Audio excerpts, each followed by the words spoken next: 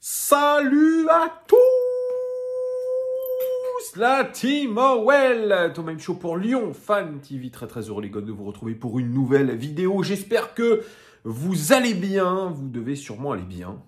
Et oui, l'Olympique Lyonnais a été plutôt le grand gagnant de ce week-end, puisque nous ne sommes plus du tout relégables. Alors, c'est encore très fragile, c'est vrai, je suis d'accord avec vous, mais quand même, cela vaut le détour, puisque nous étions de grands pessimistes, moi le premier, sur toute cette première partie de saison. On avait des raisons de l'être, puisqu'il n'y avait pas grand-chose de positif, à vrai dire. Mais désormais, l'Olympique Lyonnais a 2 victoires de suite. Ça, c'est rarissime. On n'a pas vu ça déjà depuis de nombreux mois et on ne boude pas notre plaisir. Surtout qu'on affrontera une équipe de Nantes qui a été défaite par Brest à domicile.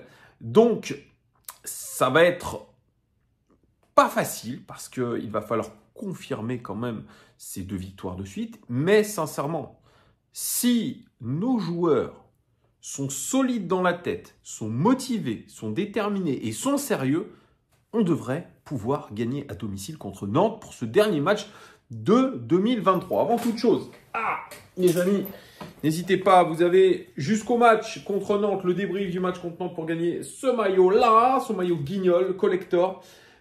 Profitez-en, hein. C'est sympa pour les fêtes, pour un cadeau, pour ce que vous voulez. Vous pourrez peut-être l'avoir avant les fêtes si je l'envoie rapidement. Donc, profitez-en. Vous devez aller dans l'onglet communauté. Vous devez t'abonner à la chaîne. Vous allez sur le post en question. Vous bombardez de commentaires. Je ne sais pas combien il y en a. Il y en a pas mal de commentaires. Plus vous mettez de commentaires, plus vous avez de chances de gagner le maillot. Bonne chance à vous. Avant que je débute cette petite vidéo, aujourd'hui, j'étais en ville pour faire les cadeaux, continuer les cadeaux, notamment pour mon fils. Et je suis tombé sur un nouveau joueur de l'Olympique Lyonnais. Oh Thomas, tu es un mytho, etc. Je devrais à chaque fois prendre une photo. J'ai pas ce réflexe-là, mais promis, la prochaine fois, je prends une photo. Ceux qui ne me croient pas, c'est pas grave.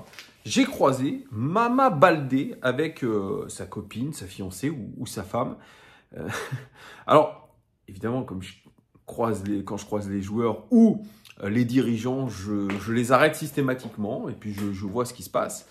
Et j'ai croisé un Mama Baldé plutôt sympathique et très décontracté. Alors je lui ai demandé pourquoi il avait été écarté contre Monaco. Il m'a dit qu'il était malade. C'est pour ça qu'il n'était pas dans le groupe.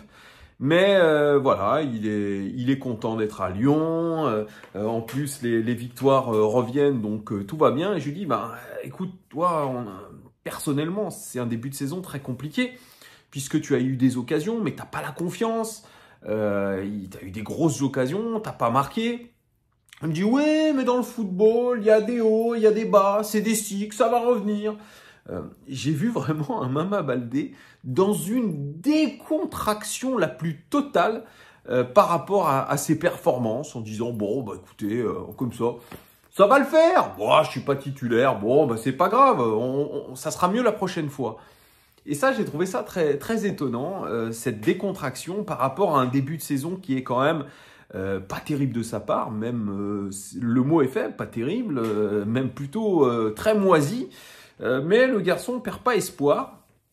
Alors quand je lui ai demandé, alors ça c'est la même question que j'ai posée à Clinton Mata hier, je lui ai posé c'est quoi la différence entre Pierre Sage et Fabio Grosso. Il m'a dit, l'un il parle italien et l'autre il parle français. Ok, c'est ce que m'avait dit un petit peu Clinton Mata. Fabio Grosso ne se faisait pas bien comprendre parce qu'il ne parlait pas super bien le français. C'est-à-dire, il m'a dit, moi, de temps en temps, on sortait du briefing et on se regardait, on se disait, t'as compris ce qu'il a dit? Non, pas compris, parce qu'il comprenait pas comment s'exprimait Fabio Grosso. Il n'arrivait pas à se faire comprendre. Et est-ce que dans les propos de Mama Baldé, c'était un petit peu ça, c'est-à-dire qu'il y en a un qui est italien, on comprenait rien, il y en a un autre qui est français, on comprend mieux. C'est peut-être ça. Et je lui ai dit, mais dans les méthodes, est-ce qu'il y a des différences entre Fabio Grosso et Pierre Sage? Il m'a dit non, c'est pareil. Ok, donc Pierre Sage, je lui ai dit, pourtant, on a l'impression que les joueurs sont derrière lui. Et là, il a rigolé, il a dit oui, plutôt évasif. Donc d'un côté, on a Clinton Mata qui m'a dit, bah écoute, la différence c'est que Pierre Sage, il parle énormément aux joueurs par rapport à Fabio Grosso, il est dans le dialogue, il met en place des choses simples. Et Mama Baldé qui nous dit, bah finalement, Grosso et Sage, c'est pareil. Donc j'en sais rien, pas qui croire, mais qu'est-ce qui est la vérité, on saura peut-être plus tard. En tout cas, Mama Baldé, très sympa, moins loquace, c'est vrai que Clinton Mata. Bon, après il était accompagné, et je pense qu'il n'avait pas que ça à faire, mais sympathique, voilà, et décontracté, peut-être un peu trop, en se disant bon, je suis dans une bonne ville, je suis plutôt bien payé. Et je lui ai dit, mais cet été, tu as eu des touches dans le championnat anglais. Moi, j'aurais été à ta place, je serais parti en première ligue. Vous connaissez mon discours. Même si je suis supporter de l'Olympique Lyonnais, il m'a dit, oui, c'est vrai, mais aujourd'hui, je dois assumer mon choix. Donc, on verra si ça va aller mieux pour Mama Baldé dans les prochains mois. Je lui ai dit qu'on aurait besoin de lui. On verra, on verra. En tout cas, c'est toujours très sympathique de croiser comme ça des joueurs de l'Olympique Lyonnais, des membres du staff, etc. Donc, je vous tiendrai au courant chaque fois que je croise quelqu'un. Et bien sûr, je vous donnerai quelques indications sur ce qu'ils m'ont dit. Alors, je ne peux pas tout vous dire non plus à chaque fois parce que ça serait briser certains secrets de vestiaire. Donc, essaye d'être plutôt tranquille. Cette vidéo, elle est sur John Textor. Et comme vous avez pu le voir dans le titre plutôt provocateur. J'aime bien faire ça parce que déjà, c'est un peu marrant et j'estime que c'est un petit peu la vérité. Alors, John Textor, il a fait une interview au Monde. Je ne me la suis pas procurée parce que je ne suis pas abonné au Monde. J'aurais peut-être dû aller acheter le Monde juste pour lire cette interview de John Textor, mais j'en ai lu quelques bribes, quelques extraits qui sont parus dans pas mal de sites internet, et notamment sur celui du journal L'Équipe. Et il y a une citation, moi, qui m'a interpellé, parce que j'en ai parlé longuement sur cette chaîne. J'en ai parlé même tout l'été, et je l'ai dit dans de nombreuses vidéos. Et John Textor, il dit quelque chose, je vous le dis, avec du recul. Ma principale erreur est de n'avoir pas changé d'encadrement dès cet été. Au bout de 5 ou 6 matchs, je voyais une équipe qui ne voulait simplement pas jouer, des joueurs qui n'étaient pas en forme, qui ne travaillaient ni à l'entraînement, ni en match. Je regarde 250 matchs par an, je vois des joueurs, je vois des données, je sais reconnaître l'ambition. Ce mea culpa de John Textor, il est révélateur. De quelqu'un qui a souvent été à contretemps, je l'ai dit. Moi, je vous ai dit depuis très longtemps, avant le début de la saison, Laurent Blanc n'est pas l'homme de la situation. Je suis parti voir les joueurs en stage à Divonne-les-Bains.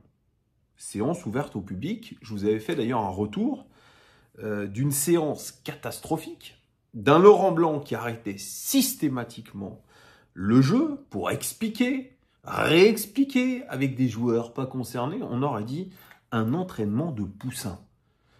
Je vous ai raconté aussi mon altercation avec Laurent Blanc qui m'a pris de haut, qui m'a critiqué, parce qu'il savait ce que je racontais sur la chaîne. Il n'était pas d'accord avec ça, mais je pense que j'étais dans le vrai. Et hier, en parlant avec Clinton Mata, il m'a dit, moi, Laurent Blanc, je trouve que c'est un formidable entraîneur. C'est celui qui m'a fait venir. C'est quelqu'un de charismatique, mais c'est quelqu'un qui ne se faisait pas comprendre. Et je lui ai, moi, expliqué l'entraînement que j'avais vu à Divonne-les-Bains. Il m'a dit, mais moi, j'étais choqué. Il m'a dit, j'étais choqué. Je me suis dit, je vais passer de Bruges à Lyon. Il va y avoir à l'Olympique Lyonnais, il va y avoir des entraînements hyper poussés. Ça va jouer à fond. Ça va être sérieux. Ça va être engagé. Et là, je vois quoi? Un entraînement d'amateur. En gros, ce sont ces termes. Ce sont les termes de Clinton Mata. Il m'a dit, mais j'étais choqué. Les entraînements à Bruges étaient beaucoup plus compétitifs que ceux de l'Olympique Lyonnais de Laurent Blanc. Et je lui dis, moi j'ai eu exactement la même image que toi en allant vous voir à Divonne. J'ai été choqué. Et quand Laurent Blanc nous racontait, en mentant, que la préparation physique était incroyable, que ça allait servir non seulement aux joueurs qui allaient rester, mais ceux qui allaient partir. Mais c'est une blague. Et je suis bien d'accord avec John Textor, il a dit, moi j'ai vu que le niveau de forme n'était pas là. Il a menti. Mais ça, c'est aussi de la faute d'Antonin Da Fonseca, responsable de la performance, qui est là depuis des années et des années, de Martin Buchheit, qui a été écarté de l'Olympique Lyonnais il y a quelques mois. Mais voilà, mais c'est de la faute de John Textor. Je l'ai dit bien avant le début de la saison, il faut se séparer de Laurent Blanc. Et même s'il fait aujourd'hui son mea culpa, John Textor, il a été un amateur complet là-dessus. John Textor et tous ses conseillers, un amateur complet. Donc là, quand j'entends dire qu'il veut ramener Juninho, d'ailleurs on ne sait pas où il en est, Juninho, si certains savent, apparemment il devait signer déjà il y a 3 semaines, en tant que conseiller Eagle.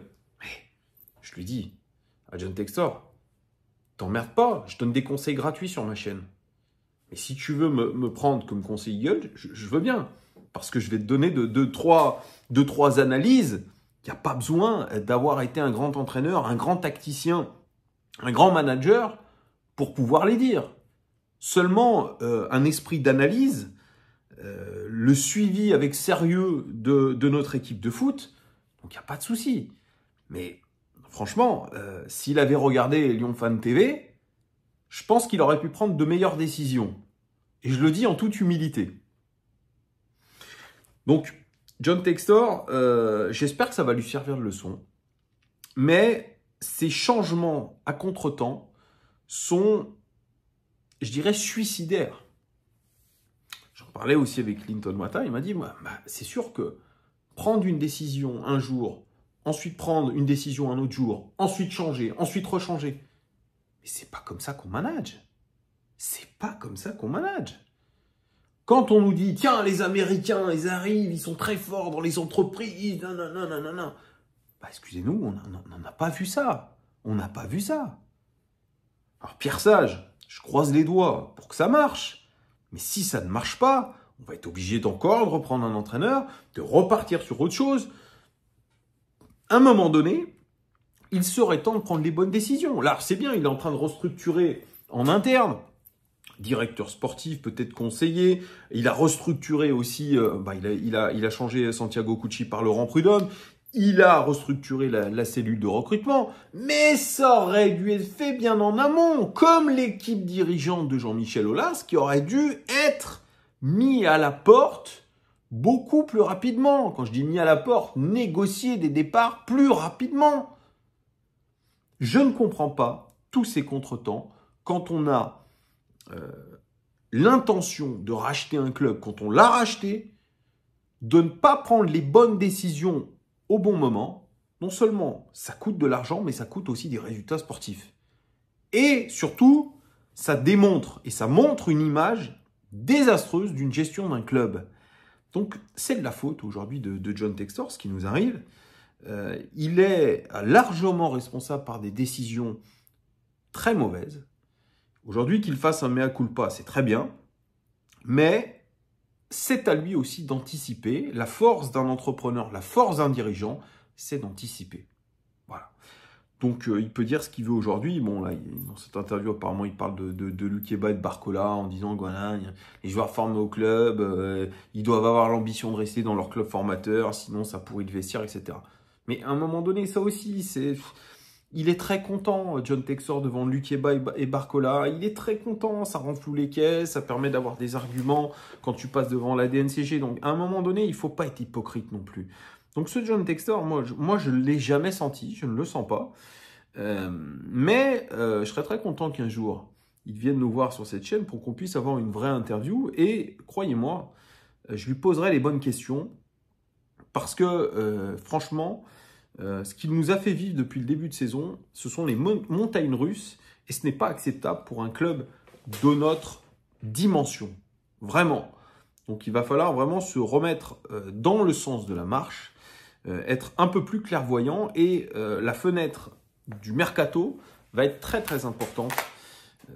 Je vous le disais hier, Clinton Mata me disait attention à pas désunir un groupe qui est en train peut-être de se construire. Un groupe qui est peut-être, je dis bien peut-être, en train de trouver ses marques. Ça serait bien de réajuster, mais pas de tout bousculer, peut-être. En tout cas, c'est là où on verra si John Textor a appris de ses erreurs. Voilà, dites-moi en commentaire si vous êtes d'accord avec moi.